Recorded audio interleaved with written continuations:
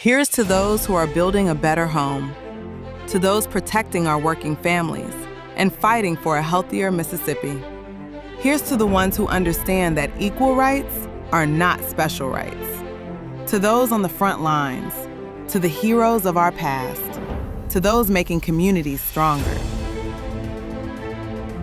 If you believe in fair wages, equal opportunities for every child, fully funded schools, and if you believe in a future worth fighting for, then this is your party. This is blue. This is your Mississippi Democratic Party. You gotta fight. You gotta fight for what you believe in. You gotta fight for your neighbor, and you gotta fight for yourself. In this particular world we're living in today in 2026, being passive, being behind the telephone, your cell phone, behind your desk, just tweeting out what may be going on is probably not enough. What keeps me going is simply this, that I need to make sure my community is good. And the way that I do that is by showing up and standing up every day. I was born into this work. Most people don't know that, but I was literally born into this work, and I take it very seriously. And I also take it seriously about the folks who I surround myself with, and they have to take this work seriously too. But at the end of the day, if you care about people, if you care about yourself as an individual, stand up, be heard, and make sure your representation represents you. Good evening. I am Mississippi's Democratic National Committee woman, Jacqueline Amos. I come to you tonight with a battle cry. Tonight is a call to arms. Our Mississippi homeland is under siege. The battle lines are clear. Mississippi hospitals are being shut down. Mississippi families can't bring in enough money to meet the flood of rising costs brought on by Washington's failures. The hard-earned equal rights of every Mississippian are being stolen. Starting right now, we must face these mortal threats to our beloved Mississippi together with our mightiest power, the power of our votes. Our votes are the shields and swords for our victories in November. Scott Cologne will be our next United States Senator. He is a seventh-generation Mississippian, a successful district attorney who knows how to fight and win. Scott is fighting for better incomes, stronger hospitals, and a united Mississippi that we can all be proud of. In the 1st Congressional District, Cliff Johnson, a fifth-generation Mississippian and successful civil rights attorney, has spent his life standing up to bullies and fighting for the vulnerable. Let's send our battling lawyer from North Mississippi to Congress to win for all of us. Chairman Benny G. Thompson has fought for Mississippi's 2nd Congressional District with unparalleled distinction, courage, and strength since 1993.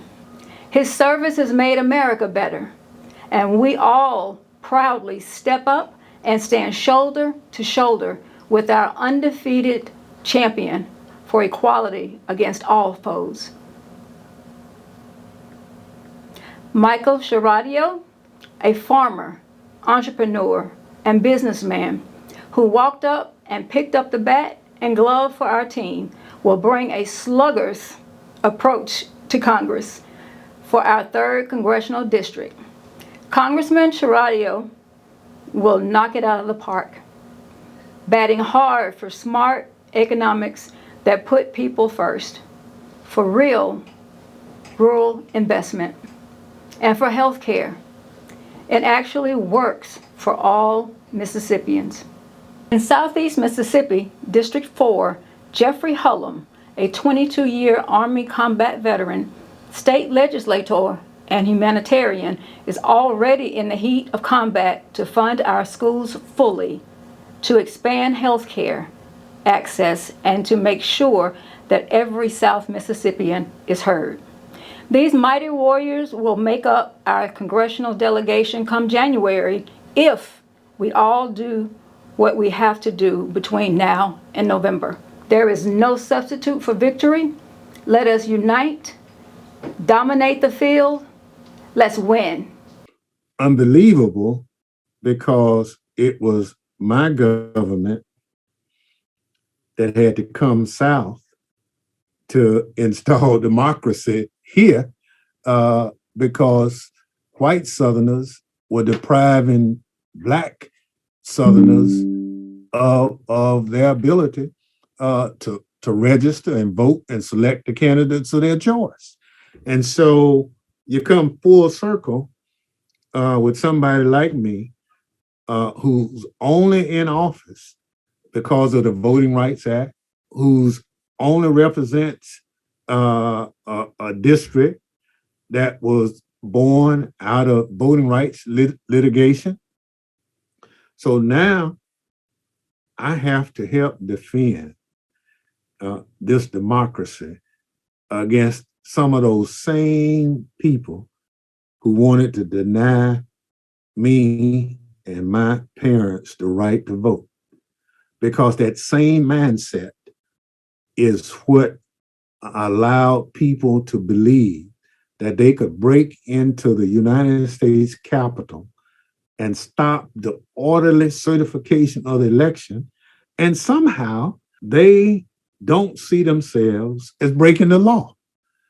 Those same Klansmen who burned churches, who did all those dastardly deeds, in their mind, back then, they were not breaking the law.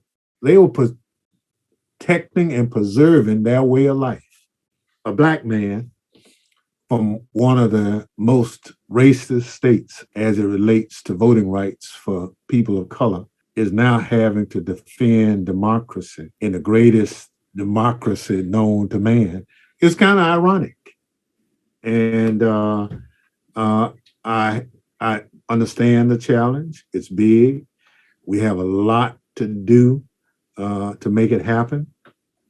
I get a lot of strange looks as I go through various places, but I accept the challenge.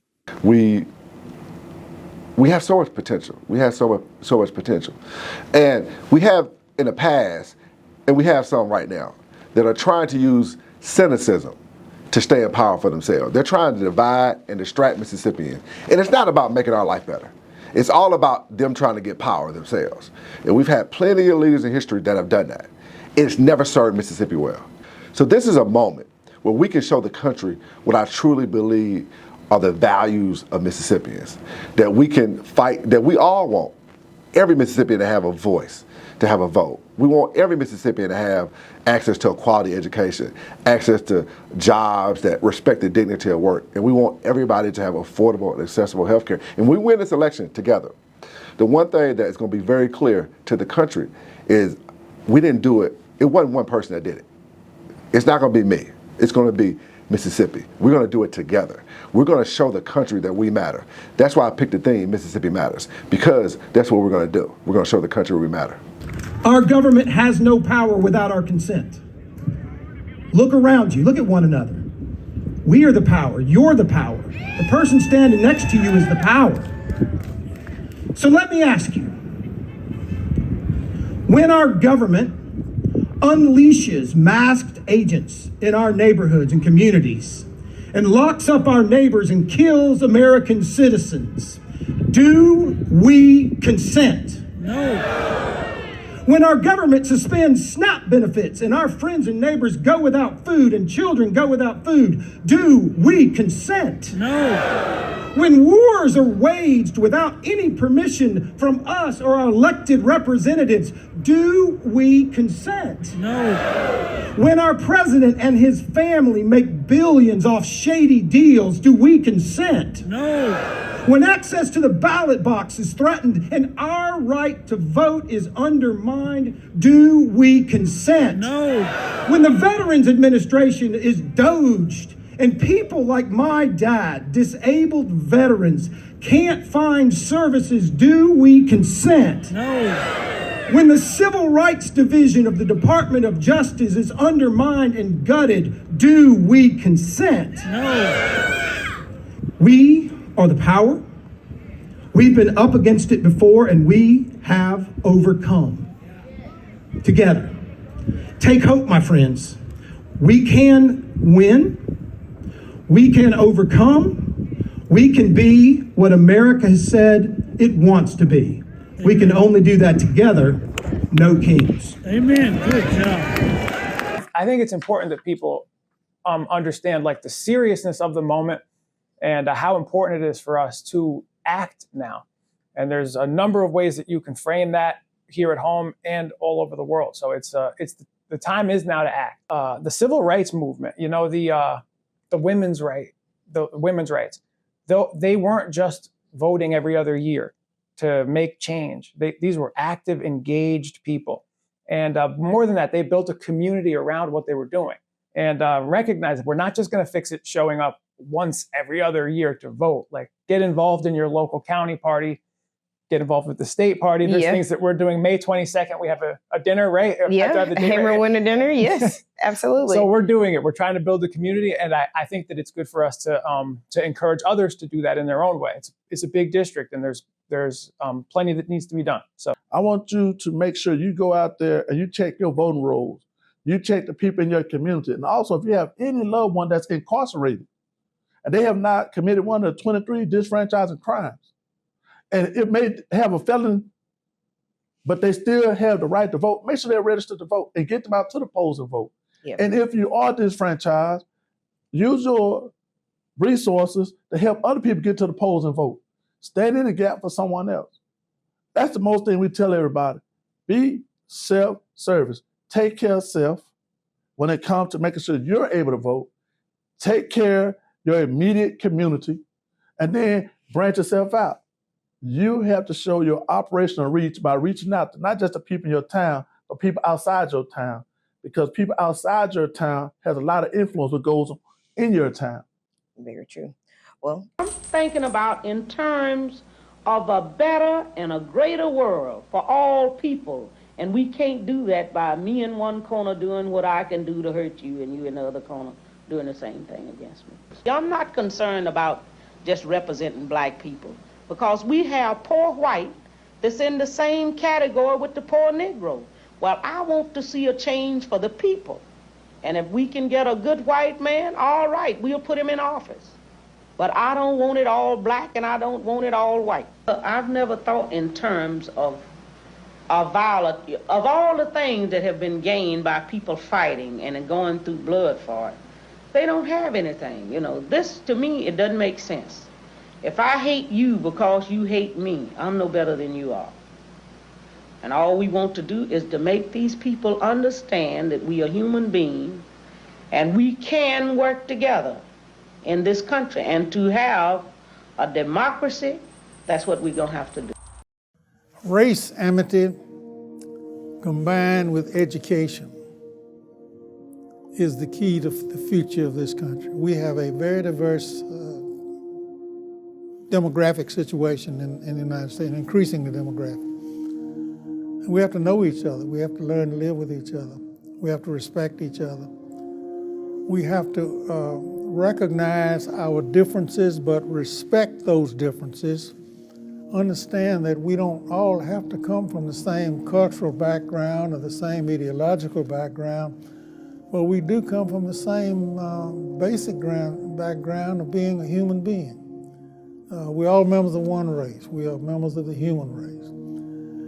And I think in states such as mine, the state of Mississippi, highest percentage of African Americans of any state in the nation. This country as a whole, perhaps the most diverse democracy in the world. I think it is a key to our ability to exist as a great nation, where people understand the diversity of their backgrounds and their race, but at the same time, the commonality of their interests, the absolute necessity of learning to respect each other and to know that out of that understanding will come a relationship, a total human relationship that will put down so many of the biases and prejudices that we are still afflicted with. This country is too rich, has too many great resources, too many great people to be handicapped by a continued racial bias. The strength of this country lies in its diversity. And I think it's a key to our future. And a younger generation must learn that. And race amity is at the background, is at the very base of accomplishing that result. And unless we accomplish that result, we're not going to be as great a people as we ought to be.